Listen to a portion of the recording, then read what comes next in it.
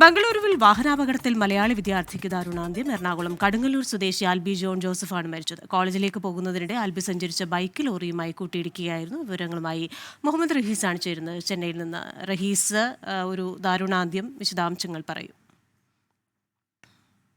കഴിഞ്ഞ വെള്ളിയാഴ്ചയായിരുന്നു ഇത്തരത്തിലൊരു അപകടം ഉണ്ടാകുന്നത്. കെങ്കേരി കുമ്പളഗൂഡ് സർവീസ് റോഡിൽ വെച്ചാണ് ഈ ആൽബി സഞ്ചരിച്ചിരുന്ന ബൈക്ക് അതൊരു ലോറിയിലേക്ക് കൂട്ടിയിടിക്കുന്നത്.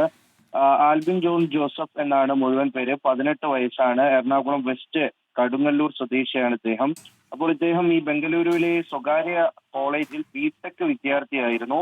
അങ്ങനെ പഠിച്ചു വരുമ്പോൾ രാവിലെ കോളേജിലേക്ക് വരവെയാണ് ഇത്തരത്തിലൊരു അപകടം ഉണ്ടാകുന്നത്. അങ്ങനെ ലോറിയുമായി കൂട്ടിയിടിക്കുന്നു. ഈ ബൈക്ക് ഏതാണ്ട് പൂർണ്ണമായും തകർന്നു പോകുന്ന തരത്തിലൊരു അപകടം ഉണ്ടാകുന്നു. തലയിടിച്ചൊക്കെയുമാണ് ആൽബി ഈ റോഡിലേക്ക് വീഴുന്നത്. അങ്ങനെ ഉടൻ തന്നെ ഇദ്ദേഹത്തിനെ ആശുപത്രിയിൽ എത്തിച്ചു. അങ്ങനെ സ്വകാര്യ ആശുപത്രിയിൽ കഴിഞ്ഞ 2 ദിവസമായി ചികിത്സയിലായിരുന്നു. അപ്പോൾ ജീവിതത്തിലേക്ക് മടങ്ങി വരുമെന്നൊരു പ്രതീക്ഷയൊക്കെ നിലനിൽക്കെയാണ് ഇന്നലെ രാത്രിയോടുകൂടി ഇദ്ദേഹത്തിന്റെ മരണം സ്ഥിരീകരിക്കുന്നത്.